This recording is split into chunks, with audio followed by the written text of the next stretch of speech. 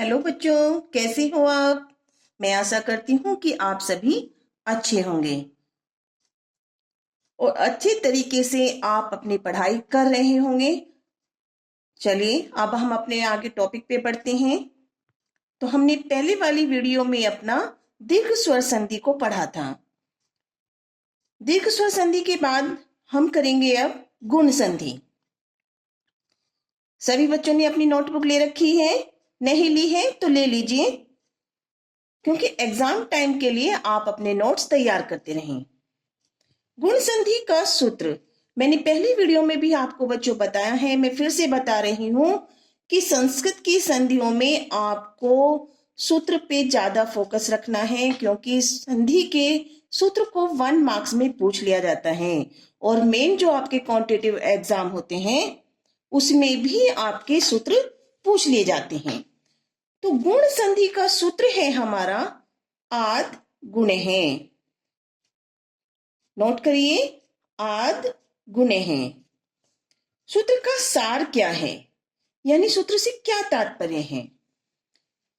सभी बच्चे अपना नोटबुक में लिखते रहेंगे। यदि ए अथवा आ के बाद हर्ष ई या दीर्घ ई स्वर हो तो दोनों के स्थान पर ए हो जाता है। क्या वर्ण बनता है हमारा? ए। किस प्रकार से बनता है, अभी मैं आपको ये बहुत आसान तरीके से समझा रही हूं, ध्यान से समझ लीजिएगा और साथ के साथ नोट करते जाइए। गुण संधि में भी बच्चों कौन से वर्ण हमारे काम करेंगे, जो मैंने आपको बताए थे कि ये 4 वर्ण आपको बहुत अच्छे से याद करने हैं। कौन कौन से? ए और आ, ई, उ, और ऋषि ऋषि। तो अब गुण संधि में किस प्रकार से होंगे? गुण संधि में बच्चों ध्यान से नोट करते जाएंगे। जो हमारा प्रथम शब्द होता है, प्रथम शब्द जो हमारा है उसका अंतिम वर्ण ए या आ होगा। यानी इन चारों वर्णों में से फर्स्ट वर्ण को आप अब निकाल दीजिए। फर्स्ट वर्ण कहाँ आएंगे? ये जो हमारा ए है और आ है, हर्ष और दीर्घ, ये हमारे आएंगे प्रथम शब्द का अंतिम वर्ण ए या आ होना चाहिए। और यदि ए और आ के बाद ई, चाहे वो हर्ष हो या दीर्घ हो, ये आता है, तो ए और आ के बाद आने वाले ई, इन दोनों के मेल से हमारा जो वर्ण बनता है वो होता है ऐ। सभी बच्चे नोट कर लेंगे। अब ई वाला स्टेप भी हमारा हो गया बच्चों। अब लास्ट में जो हमारा थर्ड वाला है ऊ, तो उसका क्या होगा? सेकंड स्टेप है बच्चों, नोट करते जाएंगे। ए या आ के बाद हर्ष या दीर्घ ऊ आता है, हर्ष हो या दीर्घ वर्ण हो, तो इसका हमारा क्या बनता है बच्चों? ए या आ और ऊ या ऊ, इनके मेल से हमारा जो वर्ण बनता है वो है ओ।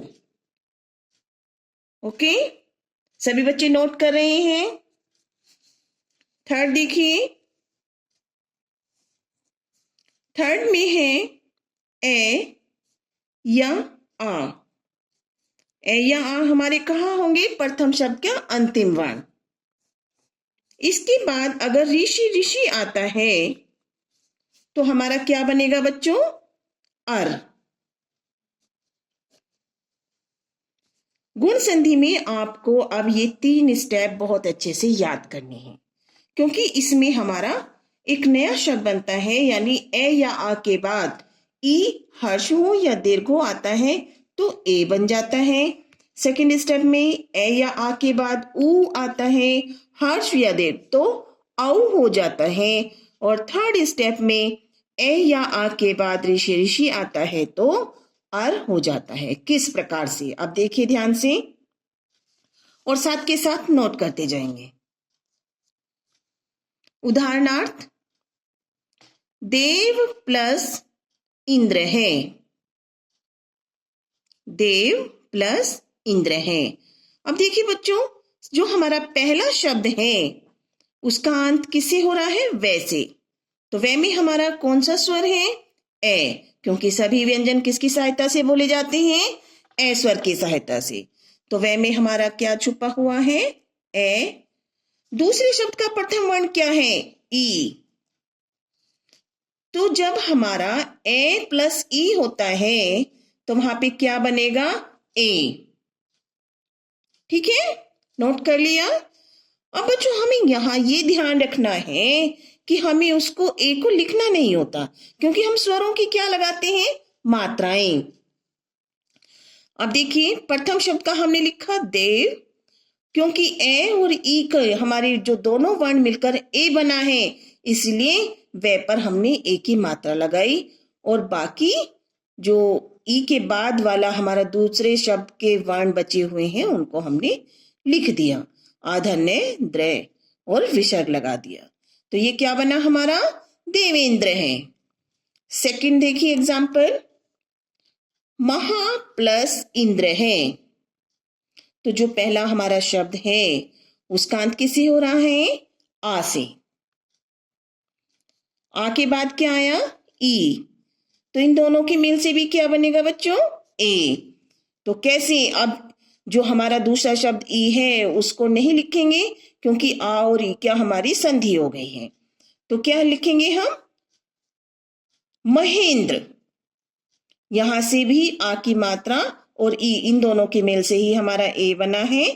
तो ये लिखा हमने मैं, है पे ए की मात्रा और आधन्य, द्रय और विसर्ग, महेंद्र।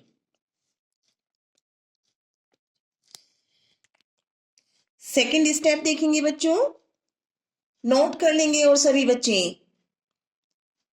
धन प्लस उपयोग है। तो धन में भी हमारा क्या है? ने में ए, और ए के बाद हमारा क्या आ गया है? ऊ। तो ए और ओ मिलके क्या बनेंगे? ओ। मैंने अभी नोट कराया था, सभी बच्चे ध्यान से देखेंगे। अब हमने लिखा धन, और इस ऊ को हम काट देंगे क्योंकि ए और ऊ की संधि हो गई है। अब हम ओ की मात्रा लगा देंगे, धनो उपयोग है। क्या बना बच्चों? और विसर्ग लगा देंगे, धनो उपयोग है। सबको समझ में आ रहा है अच्छे से? अगर किसी को कहीं पे दिक्कत आती है तो वो मुझे कमेंट बॉक्स में लिखकर मैसेज करें। सेकंड उदाहरण है महा प्लस उत्सव है। अब महा, इसमें हमारा क्या आया? आ। प्रथम शब्द में हमेशा ध्यान रखेंगे ए और आ ही होगा, ये ध्यान रखें गुण संधि में। अब हम इस ऊ को भी काट देंगे क्योंकि आ और ऊ की हमारी संधि हो गई है। अब क्या बनेगा? महा को हम महा ओ की मात्रा लगा देंगे, महा पे क्या बना? मोह उत्सव है। क्या बना बच्चों? मोह उत्सव है। अब थर्ड स्टेप पे आते हैं हम, नोट करते जाएंगे, कहीं पे कोई दिक्कत नहीं आनी चाहिए आपको। देव प्लस ऋषि है। यहां पे भी देखिए बच्चों, प्रथम शब्द का अंतिम वर्ण हमारा क्या है? फिर से ए, क्योंकि हमारे पहले शब्द का जो अंत है वो ए स्वर से है। दूसरे शब्द का प्रथम वर्ण क्या है? ऋषि, ऋषि। तो ए प्लस ऋषि, ऋषि मिलकर क्या बनना था बच्चों? अर। रे में हलंत है, ध्यान रखेंगे। अब हम इसकी संधि करते हैं, देव। अब बच्चों यहाँ पे ध्यान देने योग्य बात ये है कि ये जो ए है वो फिर हमारा वे में लुप्त रहता है। अभी आधा रे बचा, क्योंकि जिस वर्ण में हलंत होता है तो उसका मतलब वो वर्ण आधा होता है। अब इस ऋषि, ऋषि को काट देंगे, गलती नहीं करना, संधि करते हुए उसको लिखना नहीं है। अब क्या बचा आगे? शी। इसे लिख के जो ये हमारा आधा रे बचा हुआ है यहां पे लगा देते हैं, ये बन गया हमारा देव ऋषि है। विसर्ग लगाइए। सबको अच्छे से समझ में आ रही होगी। अगला उदाहरण देखिए, महा जमा ऋषि है। आ प्लस ऋषि है, इसमें भी अरिह होना है। कैसे लिखेंगे? महा, तो हमने यहाँ पे महा नहीं लिखना है। क्या करना है? क्योंकि आ और री की हमारी संधि हो गई है, आर हो गया है, तो हम इसमें ई की मात्रा लगाएंगे और फिर से हम ऐसे रे लगा देंगे ऊपर और विसर्ग लगा देंगे। तो ये हमारा क्या बन जाएगा? महर्षि है। हो गया बच्चों। अब बेटे कभी कभी आपको एग्जाम में एक एग्जाम्पल मिल जाता होगा, तव प्लस लकार है। ये बहुत कम बुक में आता है और एक दो शब्द ही होते हैं, तो आप इसे जरूर नोट कर लीजिएगा। तव जमा लकार है, यानी ए या आ के बाद, यहाँ पे देख लीजिए इसको, ए या आ के बाद में जब ली आता है तो अल हो जाता है। अब देखिए यहाँ पे ले में हलंत लगा हुआ है, तब हम संधि करते हुए क्या लिखेंगे उसको? तव लकार है।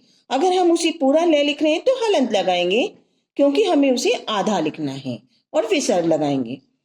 ये वर्ड जो हमारा शब्द है ये भी सही है, और या फिर हम इसको आधा ले लिख करके इस प्रकार लिख सकते हैं। तो ये हमारा बन गया तव लकार है। तो इस एग्जाम्पल को भी ध्यान से आप सभी बच्चे नोट कर लेंगे, क्योंकि कभी कभी इसको भी पूछ लिया जाता है एग्जाम में। तो मैं आशा करती हूं कि सभी बच्चों को मेरे द्वारा सिखाई गई संधि समझ में आ रही होगी, और अगर आपको समझ में आ रही है तो सभी बच्चे कमेंट बॉक्स में जा करके अपनी जो राय है वो जरूर लिखें और बेल आइकन पर जाकर प्रेस करें। मेरे चैनल को सब्सक्राइब करें और लाइक करें। चलिए आगे मैं आपको इसमें होमवर्क दे रही हूं, थोड़ा सा उसे नोट कर लीजिए। वीडियो को पॉज करें और कमेंट बॉक्स में उसे मुझे करके बताएं। मैं देखूंगी कि सबसे पहले किस बच्चे का कमेंट आता है मुझे। ओके, थैंक यू बेटा।